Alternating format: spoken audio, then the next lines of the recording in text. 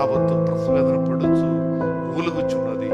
సహోదర, ఆ ప్రభు రాకడలో నేను మీరు ఉండాలని, అదే మా నిత్యమ నిరీక్షణని, అదే నా జీవితంలో చివర భవిష్యత్ అదే అని తెలుసుకొని మూలుగుచున్న జీవితంలో ఉన్నావా?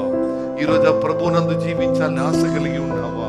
ఆయన మార్గంలో నీవు నీ కుటుంబం ఉండాలని ఆశపడుతున్నావా? Bible says either you are sick or strong. నువ్వు బలహీనుడుగా ఉన్నా బలవంతుడుగా ఉన్నా నేను నీతోనే ఉన్నాను. దేవునికి స్తోత్రం. నీ మరణించిన బ్రతికినా నీతోనే ఉన్నాను.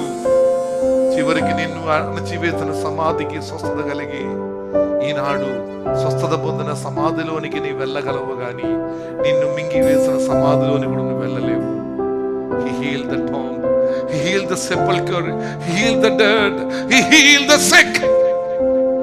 ఆయన అంటున్నాడు, చివరికి నేను ప్రపంచముకు స్వస్థత కలుగుటకు ఆ దినాన నీవు మహిమ గల జీవితంలో ప్రవేశిస్తావు.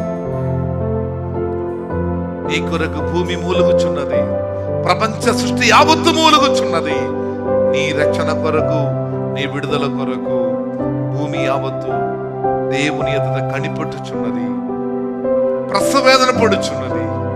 ఈనాడు ఆ గ్రోణి, ఆ మూలుగుచున్న పరిస్థితి, ఆ మనసులో ఉన్న బాధ, ఆ ప్రభువునందు జీవించాలని ఆశ, ఆయనను విడిచిపెడితే ఆ నోడు ప్రసవేదన పడి ప్రసవం అయిన తర్వాత ఆ ఒక బిడ్డకి జన్మమిచ్చినప్పుడు అదొక చనిపోయినటువంటి బిడ్డ అయితే ఎంత దుఃఖంగా ఉన్నది.